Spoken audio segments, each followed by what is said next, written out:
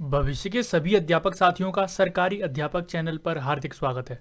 दोस्तों, सीटेट परीक्षा की हम यहाँ पर तैयारी कर रहे हैं। इसके एवज में हमने बाल विकास एवं शिक्षा शास्त्र का पूरा कोर्स कंप्लीट करा दिया है। इसकी प्लेलिस्ट आपको नीचे डिस्क्रिप्शन में मिल जाएगी। अब हम क्या कर रहे हैं कि हर एक चैप्टर से, बाल विकास के हर एक चैप्टर से पिछली परीक्षाओं में जो प्रश्न पूछे गए हैं उनको डिस्कस कर रहे हैं। तो इससे पहले 3 से 4 चैप्टर हम डिस्कस कर चुके हैं। आज हम डिस्कस करने वाले हैं बाल केंद्रित एवं प्रगतिशील शिक्षा। तो बाल केंद्रित एवं प्रगतिशील शिक्षा से किस तरह से प्रश्न आपकी पिछली परीक्षा में पूछे जाते हैं, आइए डिस्कस करते हैं। तो सबसे पहला प्रश्न ये है, इसको ध्यान से पढ़िए। प्राथमिक स्तर पर एक शिक्षक में निम्न में से किसे सबसे महत्वपूर्ण विशेषता मानना चाहिए? एक शिक्षक में सबसे महत्वपूर्ण क्या विशेषता होनी चाहिए? तो पढ़ाने की उत्सुकता उसमें होनी चाहिए, धैर्य और दृढ़ता उसमें होनी चाहिए, शिक्षण पद्धतियों और विषयों के ज्ञान में उसको दक्ष होना चाहिए, अति मानक भाषा में पढ़ाने में दक्षता होनी चाहिए। देखिए, टीचर कितना ज़्यादा होशियार है, कितना ज़्यादा दक्ष है, इस बात से कोई फर्क नहीं पड़ता। ये अपने आप में एक नेगेटिव पॉइंट है। और टीचर में पढ़ाने की उत्सुकता, तो उससे कोई फर्क नहीं पड़ता। बच्चे में पढ़ने की उत्सुकता होनी चाहिए, टीचर के पढ़ाने में कोई उत्सुकता नहीं होनी चाहिए, इसलिए ये भी कट गया। अब बचा कौन सा हमारा? Option number 2। टीचर में क्या होना चाहिए? धैर्य होने चाहिए और पढ़ाने की दृढ़ता उसमें होनी चाहिए। ठीक है, डिटर्मिनेशन उसके अंदर होना चाहिए पढ़ाने के लिए। तो ये हमारा पॉजिटिव पॉइंट भी है और बाकी सारे हमारे नेगेटिव पॉइंट है। ठीक है, तो ऑप्शन नंबर 2 हो जाएगा इसका आंसर। अगला प्रश्न है, शिक्षण से अधिगम पर बल देने वाला परिवर्तन हो सकता है। शिक्षण से हम अधिगम पर बल दे रहे हैं, तो ये परिवर्तन क्या हो सकता है? परीक्षा परिणामों पर केंद्रित होकर, बाल केंद्रित शिक्षा पद्धति अपनाकर, रखने में प्रोत्साहित करके, अग्र शिक्षण की तकनीक अपनाकर। तो सबसे ज्यादा जो बेस्ट ऑप्शन आपको यहाँ पर दिख गया होगा, ऑप्शन नंबर 2 है। बाल केंद्रित शिक्षा पद्धति हमारी अपनाई गई है और इसे ही हम अपनाते हैं। ठीक है, तो ऑप्शन नंबर 2 इसका आंसर हो जाएगा। आगे बढ़ते हैं। निम्न में से कौन सी प्रगतिशील शिक्षा की विशेषता है? तो प्रगतिशील शिक्षा क्या कहती है? समय सारणी और बैठने की व्यवस्था में लचीलापन होना चाहिए, यानी कि जो टाइम टेबल बनाया है या फिर बच्चे जिस तरह से बैठ रहे हैं तो उसमें लचीलापन होना चाहिए, यानी कि इसमें चेंजेस भी अगर बाद में करने पड़े तो कर सकते हैं। ठीक है, केवल प्रस्तावित पाठ्य पुस्तकों पर आधारित अनुदेशन। तो जहां पर मैंने अब आपको बताया था कि केवल शब्द आपको दिख जाए तो अपने आप में नेगेटिव पॉइंट होता है, तो ये वैसे ही कट जाता है हमारा। परीक्षाओं में अच्छे अंक प्राप्त करने पर बल, तो अंक प्राप्त करना उस पर अगर बल दिया जाता है तो ये भी अपने आप में एक नेगेटिव बात है। बार बार ली जाने वाली परीक्षाएं, अगर परीक्षाएं बार बार लेंगे तो ये भी एक नेगेटिव पॉइंट है। सबसे ज्यादा इंपॉर्टेंट जो पॉजिटिव पॉइंट है वो हमारा समय सारणी और बैठने की व्यवस्था में क्या है? लचीलापन होना चाहिए। ठीक है, इसमें हम समय आने पर चेंजेस भी कर सकें, अगर हमें जरूरत पड़ती है तो अपनी टाइम टेबल को भी हम चेंज कर सकें। तो ये ऑप्शन नंबर 1 हो जाएगा आंसर। ठीक है, CBSE, central board of secondary education द्वारा अपनाई गई प्रगतिशील शिक्षा के प्रतिमान में बच्चों का समाजीकरण जिस प्रकार से किया जाता है उससे उपेक्षा की जाती है कि। तो समाजीकरण वाली यहाँ पर बात आई है, तो हम ऑप्शन में देखेंगे कि किस ऑप्शन में समाजीकरण से संबंधित कोई पॉइंट है। तो ऑप्शन नंबर 1 पढ़ते हैं। वे समय नष्ट करने वाली सामाजिक आदतों, प्रकृति को त्याग करें तथा सीखें कि किस प्रकार अच्छी श्रेणियां पाई जा सकती हैं। तो ये भी एक पॉजिटिव पॉइंट है, लेकिन समाजीकरण वाला नहीं है। वे सामूहिक कार्य में सक्रिय भागीदारिता का निर्वाह करें तथा सामाजिक कौशल सीखें। अब यहाँ पर बात क्या हो रही थी? सामाजिकरण वाली, और हमारे जो दूसरा पॉइंट है उसमें सामाजिकरण वाले 2 पॉइंट हमें दिख रहे हैं कि सामूहिक जो कार्य होते हैं बच्चा या तो उसमें भागीदारी करे, पार्टिसिपेट करे, जो सामाजिक कौशल हैं उनको भी सीखे। तो ये हमारा पॉजिटिव पॉइंट हो जाएगा सामाजिकरण की दृष्टि से, याद रखेंगे। वे बिना प्रश्न उठाए समाज के नियमों का, तो बिना प्रश्न उठाए हमें समाज के नियमों का जो अनुपालन है वो भी नहीं करना है। ठीक है, समाज में कई सारे नियम गलत होते हैं, कई सारी रूढ़िवादिताएं होती हैं, तो बच्चे को क्या है? इसका विरोध करना चाहिए, ऐसा बोला गया है एनसीएफ के द्वारा। ठीक है, अगला ऑप्शन पढ़ते हैं। किसी भी प्रकार की सामाजिक पृष्ठभूमि होते हुए भी वह सब स्वीकार करें जो उन्हें विद्यालय में प्रदान, मतलब इसमें बोला गया कि जो विद्यालय में पढ़ाया जा रहा है केवल वही प्रदान करें। उनकी पृष्ठभूमि चाहे कैसी भी हो, लेकिन जो स्कूल में टीचर बोलेगा केवल उसी को अपनाएं। तो ये भी एक नेगेटिव पॉइंट है, तो हमारा ऑप्शन नंबर 2 आंसर हो जाएगा। ठीक है, अगला प्रश्न है। प्रगतिशील शिक्षा के संदर्भ में निम्न में से कौन सा कथन जॉन डीवी के अनुसार समुचित है? यानी कि जॉन डीवी के अनुसार कौन सा जो पॉइंट है वो सही है? तो कक्षा में प्रजातंत्र का कोई स्थान नहीं होना चाहिए। तो सबसे पहले तो अपने आप में एक नेगेटिव बड़ा नेगेटिव पॉइंट है कि कक्षा में प्रजातंत्र नहीं होना चाहिए, लेकिन और जॉन डीवी ने ऐसा कुछ बोला भी नहीं है।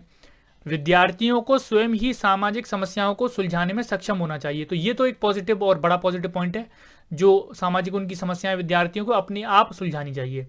जिज्ञासा विद्यार्थियों के स्वभाव में अंतर्निहित नहीं है, अपितु इसका संवर्धन। तो जिज्ञासा तो विद्यार्थियों के स्वभाव में निहित होती है, तो यहाँ पर बोला गया है अंतर्निहित नहीं है, तो ये भी ऑप्शन हमारा कट गया। कक्षा में विद्यार्थियों का निरीक्षण करना चाहिए, ना कि सुनना चाहिए। तो ये भी एक नेगेटिव पॉइंट है, बच्चों की बातें भी एक अध्यापक को सुननी चाहिए। ठीक है, तो ऑप्शन नंबर 1 हमारा आंसर, सॉरी ऑप्शन नंबर 2 हमारा आंसर हो जाएगा कि जो सामाजिक समस्याएं हैं उनको सुलझाने में जो विद्यार्थी है वो स्वयं से सक्षम होना चाहिए। ठीक है, तो ऑप्शन नंबर 2 आंसर हो जाएगा। आगे बढ़ते हैं। बच्चों में ज्ञान की रचना करने और अर्थ का निर्माण करने की क्षमता होना, इस परिप्रेक्ष्य में एक शिक्षिका की भूमिका है। तो शिक्षिका इसके लिए क्या करेगी? तो संप्रेषण और व्याख्याता का कार्य करेगी। तो व्याख्याता यानी कि लेक्चर देने वाला। तो जो लेक्चर देने वाला है तो वो भी अपने आप में एक नेगेटिव पॉइंट है, याद रखना। लेक्चर देना अपने आप में क्या है? Negative point. सुगमकर्ता एक बहुत बड़ा पॉजिटिव पॉइंट है।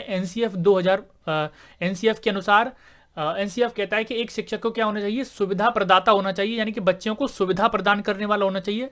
मार्गदर्शक होना चाहिए, जिनका मार्ग का दर्शन करे, और सुगमकर्ता होना चाहिए। तो ये एक टीचर के गुण हैं जो आपको याद रखने हैं। तो ये ऑप्शन हमारा सही हो जाएगा। निर्देशक यहाँ पर थोड़ा सा कम इफेक्टिव है। तालमेल बैठाने वाला, एक शिक्षक तालमेल बैठाने वाला होना चाहिए, तो ये भी गलत है। तो यहाँ पर ऑप्शन नंबर 2 सही है। ठीक है, याद रखेंगे। सुगमकर्ता होना चाहिए एक शिक्षक को एनसीएफ के अनुसार। मार्गदर्शक होना चाहिए, सुविधा प्रदाता होना चाहिए। ठीक है, याद रखेंगे। चलिए आगे बढ़ते हैं। बाल केंद्रित शिक्षा में शामिल है। तो बाल केंद्रित शिक्षा में क्या चीज है? बच्चों को एक कोने में बैठाना। तो ये तो एक नेगेटिव पॉइंट है। एक कोने में बैठाने से क्या मतलब है? प्रतिबंधित परिवेश में अधिगम, यानी कि जो परिवेश प्रतिबंधित है उसमें अधिगम कराना। तो ये भी अपने आप में क्या है? नेगेटिव है। वे गतिविधियां जिनमें खेल शामिल नहीं होते। तो ये भी पॉजिटिव पॉइंट हो सकता था, लेकिन इसमें क्या है? नहीं बोल दिया गया है कि जिन गतिविधियों में खेल शामिल नहीं है, तो अपने आप में ही नेगेटिव है। बच्चों के लिए हस्तपरक गतिविधियां, तो स्वयं जो करके सीखते हैं बालक, उनको बोलते हैं हस्तपरक गतिविधियां। तो मैंने आपको पहले ही बताया था, इससे कुछ दिन पहले ही मैंने आपको बाल केंद्रित शिक्षा एवं प्रगतिशील शिक्षा की अवधारणा बताई थी। उसमें मैंने आपको बताया था कि बाल केंद्रित शिक्षा किस पर आधारित है? हस्तपरक गतिविधियों पर। ठीक है, एग्जैक्ट वही उठ के देखिए आपकी पिछली परीक्षा में प्रश्न पूछ लिया गया है। तो इसका जो आंसर है वो ऑप्शन नंबर 4 होगा। आगे बढ़ते हैं। निम्नलिखित में से कौन सी स्थिति बाल केंद्रित कक्षा कक्ष को प्रदर्शित कर रही है? तो कौन सी स्थिति है जो चाइल्ड सेंटर्ड एजुकेशन को दर्शाएगी? तो एक कक्षा जिसमें शिक्षिका नोट लिखा देती है, शिक्षार्थियों उन्हें याद करने को कहा जाता है। तो याद करना तो अपने आप में नेगेटिव पॉइंट है, और नोट करना, ये सारी चीजें करना अपने आप में नेगेटिव पॉइंट है, तो ये कट गया। एक कक्षा जिसमें पाठ्यपुस्तक एकमात्र संसाधन होता है जिसका संदर्भ शिक्षिका देती है। तो यहाँ पर सीखने का एकमात्र संसाधन पुस्तक नहीं होती है। ठीक है, कई सारे संसाधन होते हैं, तो ये ऑप्शन भी हमारा कट गया। और एकमात्र अपने आप में क्या है? नेगेटिव पॉइंट है, इसको याद रखना। एकमात्र अपने आप में नेगेटिव पॉइंट है। केवल अपने आप में नेगेटिव पॉइंट है, किसी ऑप्शन में आपको केवल दिख जाए, किसी ऑप्शन में आपको भी दिख जाए, तो ये भी अपने आप में एक नेगेटिव पॉइंट है। इन सबको याद रखना। एक कक्षा जिसमें शिक्षार्थी समूहों में बैठे हैं और शिक्षिका बारी बारी से प्रत्येक समूह में जा रही है, तो ये भी एक पॉजिटिव पॉइंट है। लेकिन आगे बढ़ लेते हैं, इससे बेहतर अगर ऑप्शन हमें मिलता है तो एक कक्षा जिसमें शिक्षार्थियों का व्यवहार द्वारा दिए जाने वाले पुरस्कार एवं दंड से संचालित होता है। तो पुरस्कार एवं दंड अपने आप में क्या है? नेगेटिव है। किसी भी व्यक्ति को पुरस्कार नहीं दे सकते, किसी को भी दंडित नहीं कर सकते। ठीक है, तो ऑप्शन नंबर हमारा यहाँ पर 3rd बचा है। इन तीनों में सबसे ज्यादा जो पॉजिटिव पॉइंट है वो ऑप्शन नंबर 3 है। आगे बढ़ते हैं। बाल केंद्रित शिक्षा का अर्थ है। तो बाल केंद्रित शिक्षा का अर्थ क्या है? तो बच्चों को नैतिक शिक्षा देना, बच्चों को शिक्षक का अनुगमन एवं अनुकरण करने के लिए कहना। तो ये तो अपने आप में एक नेगेटिव पॉइंट हो गया। बच्चों से ये थोड़ी बोलेगी कि एक टीचर है उसका अनुकरण करें आप, तो ये कह नहीं सकते। ठीक है, बच्चों की अभिव्यक्ति, उनकी सक्रिय भागीदारिता को महत्व देना, तो अपने आप में बड़ा और पॉजिटिव पॉइंट है।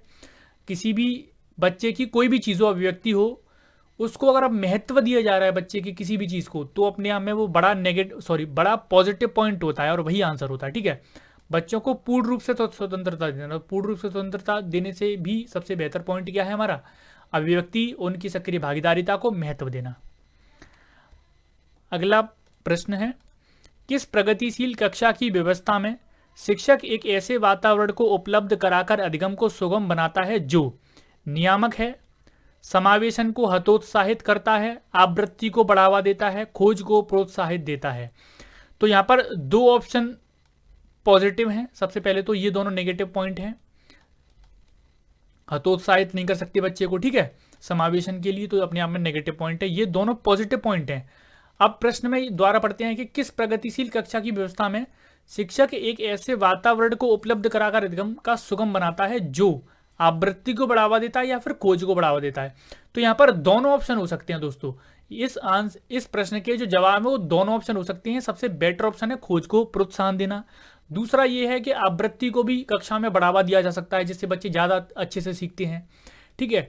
तो सीबीएसई पर डिपेंड करेगा कि इसका जो आंसर है वो कौन सा ऑप्शन माना जाता है, ठीक है। तो ये थे दोस्तों आज के कुछ 10 ऐसे इंपॉर्टेंट प्रश्न जो बाल केंद्रित एवं प्रगतिशील शिक्षा से पिछली परीक्षा में पूछे गए हैं।